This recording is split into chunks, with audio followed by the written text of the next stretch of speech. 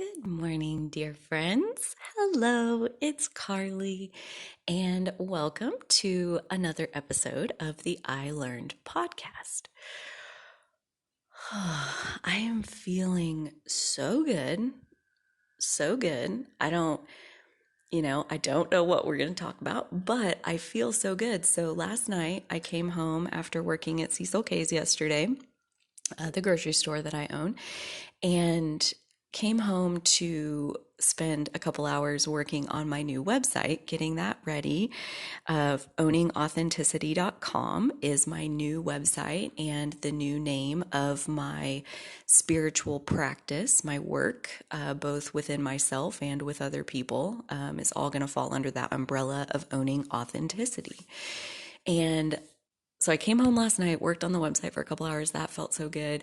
And then slept last night. I don't think I've ever mentioned on here that I do what I call astral work, and that's my air quotes voice.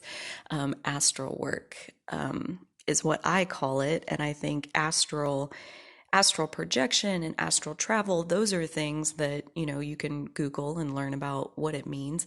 And when I say astral work, I mean processing work that happens in my sleep is the best way I can describe it. And it's like real energetic shifts can take place while I sleep, through, there's as basically astral travel is the idea that while our physical body sleeps, our subconscious mind, our inner being, our soul, our spirit, whatever, however you want to call it, um, it doesn't sleep. It gets bored and it needs something to do. And so, it dreams and it goes places, energetically, if you believe in all that, which I do. And so, yeah, my astral work last night, it always feels really good and it always feels really important. And while I'm in it, I'll wake up and go back to sleep and wake up and go back to sleep, and I'll be right back in it every time. And it feels like it goes on like the whole entire night. And while I'm in it, it's so detailed and it's so profound and it's so like real. And I'm in it that I think in my dream, like, of course I'm going to remember all of this because this is so impactful. And then when I wake up, I only ever have like one tiny little fragment of something, one tiny little message, like just a few words usually is all I get to bring back with me. And this morning, this is this is good. This morning, the message that I brought back with me was that I am the most blessed being on the face of the planet. And this has been something that I've written in my journal a lot lately. I've been reaching for that feeling of like not just grateful, not just that I am blessed, but that the entire universe is conspiring on my behalf 24/7, my entire life, and every single moment I'll ever live in the future. I am literally the most blessed person on the face of the planet. And I believe that that's true for every single person. That's just my personal perspective. And so, yeah, that was the message that I brought back this morning, was that I am the most blessed being on the face of the planet. And as I woke up with that in my mind, naturally it began to like flow forward as all the reasons why that is absolutely true. So like that was a really really lovely way to wake up this morning. And so like immediately I went straight. Normally I journal first thing in the morning and sip my coffee and listen to something nice on YouTube like Abraham or something. And this morning I got coffee and then I immediately started working on my website. And I am feeling like extra good right now because I finished it just a couple minutes ago. Finished it. We're going to put that in air quotes too, because, you know, there's always little things that you want to tweak and stuff you want to add and on and on, but like it's good enough. And that's something that I've learned that has like literally changed my life. I mean, all of these things are good, but to let things be good enough, mm, that is such a skill that is so like it allows me to move forward so much faster and easier than I used to. Um, I mean, I have like, I'm a recovering workaholic, I'm a recovering perfectionist, like all kinds of things. Um, and the perfectionist tendencies that I carried, they, I think, too, were a big part of my anxiety and my depression in my younger years. And allowing things to be quote unquote good enough that it is ready to go and you can move forward. And as you move forward, you will always, always be improving upon your starting point. But you got to start.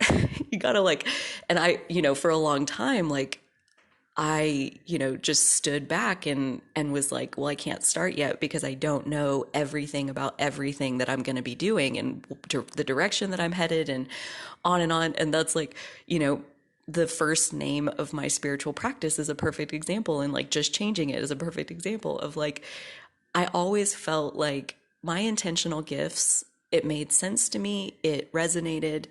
Um, it was pretty close to what I had in mind as far as like what I saw myself doing in the future. And I lived with that name on my practice for, I'm going to say like 4 months. Started back in October, middle of October. So November, December, I'm counting on my fingers. November, December, January, February, March. So 5 months I lived under the title of My Intentional Gifts. And always could sense that like this is not a perfect fit. This is not, you know, this is not exactly what it needs to be, but it's good enough. And in those 5 months, I mean, I couldn't even tell you how many people have booked appointments and set in on the group readings that I do and come to the other events and watched Astro Beginners. And I mean, I'm going to say hundreds. Yeah, maybe even getting close to 1,000. Like that people that I've connected with in the last 5 months that if I had sat there and told myself that this name of My Intentional Gifts, it's not perfect, so I can't start. If I hadn't been able to say this is good enough and I'm just going to go, I'm just going to go for it and I'll change it later when I get to a place where I can dial in something that is closer to what I want it to be. Um, and in those 5 months, I gained so much experience. I gained so much confidence and clarity around what it is that I'm doing in my, like I said, like my spiritual practice is very much mostly my own internal work that is going to be ongoing for the rest of my life. And then also attracting people around me who want to talk about things that are relevant to them and to me. And that seems to be how it's going. Like, it's crazy how many of my clients that I do readings for are going through things that either I had to learn through that same lesson or I'm learning through that same lesson right now. And we can have those conversations and help each other clarify where we are on our path and how do we move forward? How do we be more our authentic self? How do we show up as that person on a day to day basis? And, that's where I love that. I did my own internal work for, the last almost, yeah, coming up on 5 years. It's going to be 5 years in July, which just is crazy to me because holy shit, like I changed my whole life in 5 years. I changed my whole self in 5 years. And yeah, that's a nice moment. That's a really nice moment. Um, I did my own internal work for all coming up, about 4 years then by the time I started like talking to other people and helping other people and working with other people to do their internal work. And it is so delightfully fulfilling to be to this point. Like I've always felt a deep call to be of service, to make a positive impact on the world. I've always felt that. Like since I was small, since I mean I was tiny and barely able to remember anything, like I already knew I have a purpose. I have a reason that I'm here.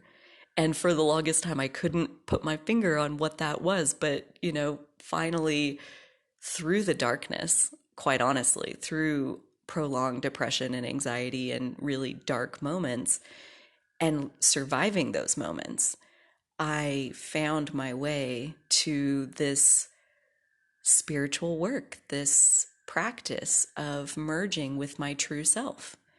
And I've done that long enough that I'm in this place where I didn't really even necessarily set out to be, like when I started almost 5 years ago, my goal was for me to feel good because I was fucking miserable. And so within that goal of me feeling good, it's led me to this path of now putting myself out there in a way that uplifts other people, or at least shines a light on a path that can lead to your own happiness. Like that's why I struggle to call myself a coach or a teacher or any of those things, because I really can't do anything for anyone. The only thing I can do is to take care of myself, take really good care of myself, and live by example of what's possible when you take really, really good care of yourself. That's really all you need.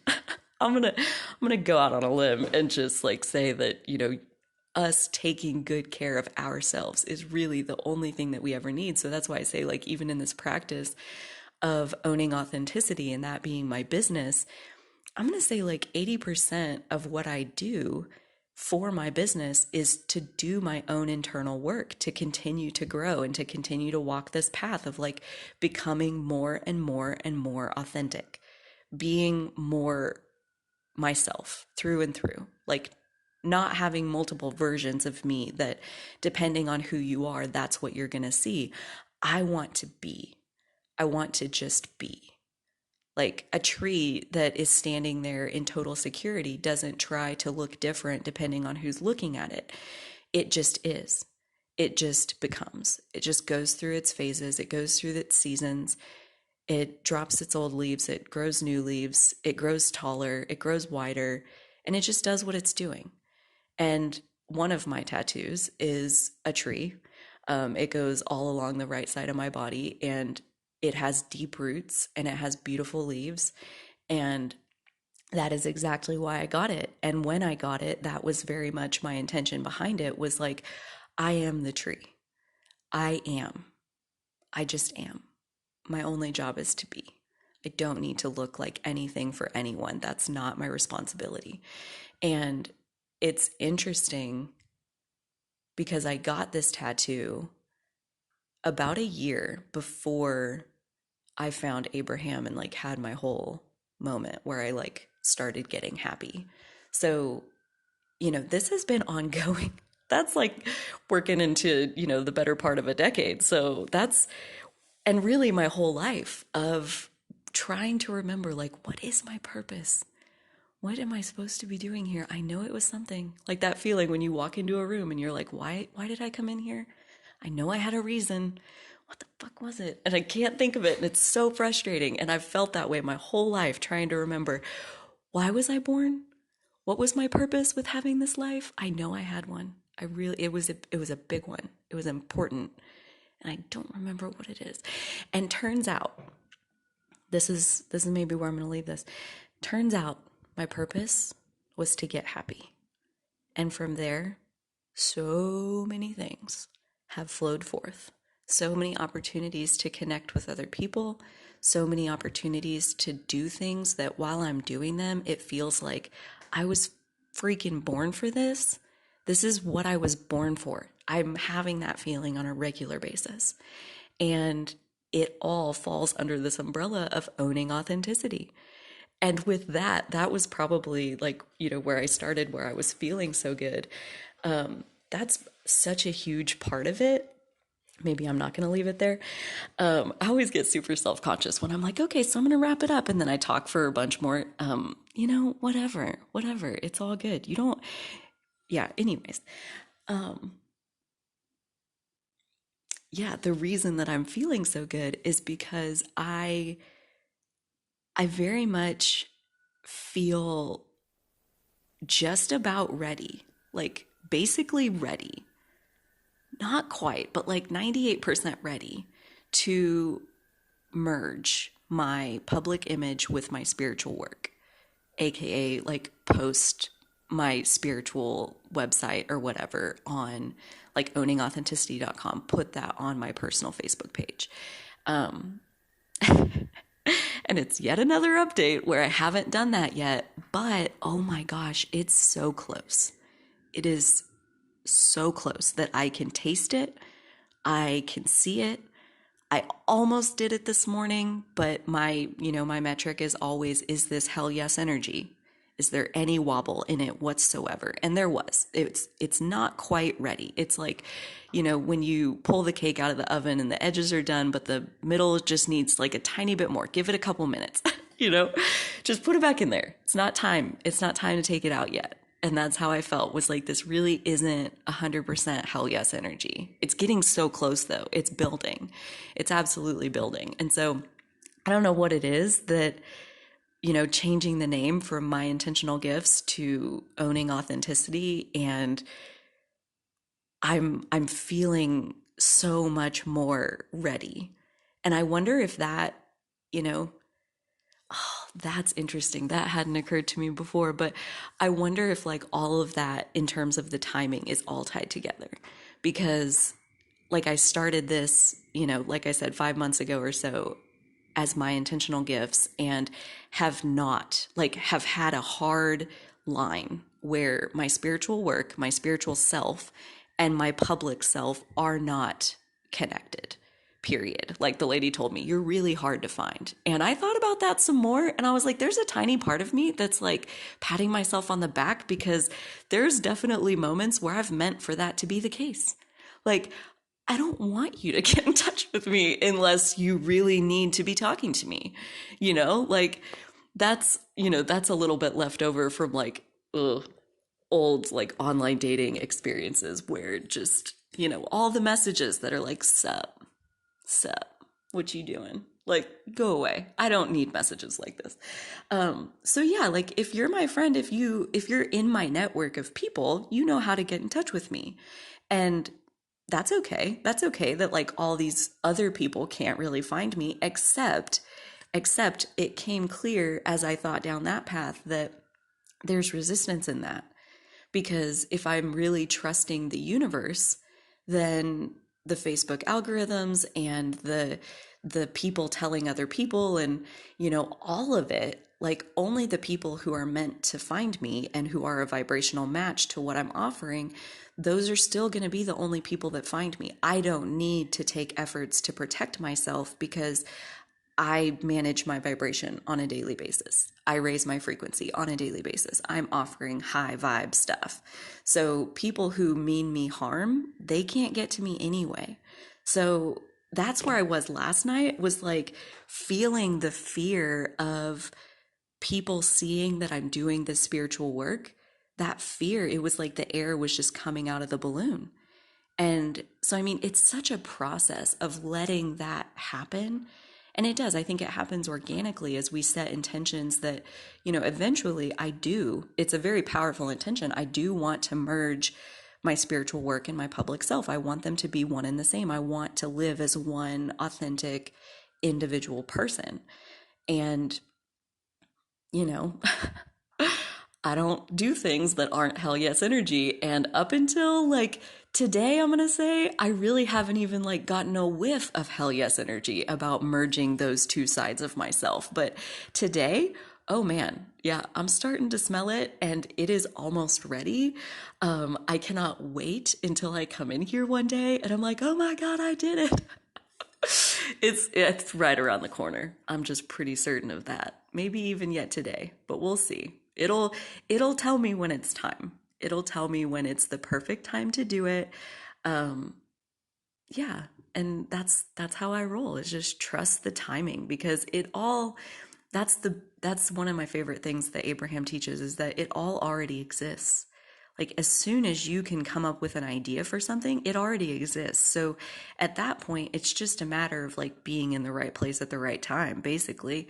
to line up with what you want. And being in the right place at the right time is a matter of your vibrational mix and what vibration are you offering. Because if your vibration doesn't match that manifestation, then you're never going to be able to hear the impulse to go over there and rendezvous with that manifestation. But if your vibration matches, then you hear all day long, like, go over there, go talk to that person, go get a drink of water, go take a nap, like all day. Those little ideas to rendezvous with your greatest desire, they come. And for me, that's kind of what I mean by hell yes energy, is like when that impulse to do this comes and it's undeniable, like where your hands are doing it, like I'm already pulling up my Facebook page and like doing it before I ever have a chance to second guess or doubt or overthink or rethink or question or whatever. Like you just can't not do it. So you do it. That's hell yes energy. And that's exactly how I will be when I finally pull the trigger and merge my public self with my private self, basically. Because if they, not that everyone will walk down this rabbit hole, but like if they had my website, they can get to this podcast. They can be listening to like my real self, my real internal thinking thoughts self. And, it just, it still makes me a tiny bit nervous for that to happen. But there's so much progress in how at this point it's like 95% excitement and like 5% nervousness. And even a few days ago, like before this whole rename idea came up, like even call it like a week ago, like it was more like 75% nervousness and fear and fuck no, I'm not doing that. And maybe 25% like I would really like to do it eventually. That was basically where I was like a week ago. And then all of a sudden, basically Val, she went through and like changed some of the names of her things and, like shared like some new updates to her website and all of that. And I'm looking at all of that like change, like I love change. I've told you guys, I'm looking at all of that being like, oh, I really want to rename my practice. I really, and kind of going back to when I first started, where I was like, I know my intentional gifts isn't a perfect match, but it's good enough and I'll rename it someday. And I was like, today's the day. And it took me a few days, but I really feel like the new name is, I really want to find that. I want to figure out what that is. And then I explained in the other episode how I just kind of gave into that like knowing that just means that this manifestation is ready and I just have to allow it. I just have to allow it to unfold. And even now, the energy around merging these two sides of my identity, it's getting so much easier. It's getting so much lighter. It is tipping into way more excitement than nervousness. And I know that all of those are road signs saying that your manifestation is right around the corner. So that's where I'm basing that, like, that I think this is coming very soon. And I'm so excited. It feels like a real turning point in my life. It's hard to know while you're in the middle of it, but it feels really significant. So I'm so freaking glad to have this podcast as an outlet, to be able to talk through these things. I also thought last night it's kind of cool that like as I go through this transition that I'll be able to go back and listen like when I'm 5 years past this and all of this is like water under a bridge a long time ago. Like I think it'll be fun to listen to how agonizing it was to do. And I know that it's only leading in positive directions when I finally do it. So all good things. Anywho, I really do think I'm going to leave it there this time because I do have to go to work at the grocery store today. So I thank you again for listening, and I'll see you on the next one.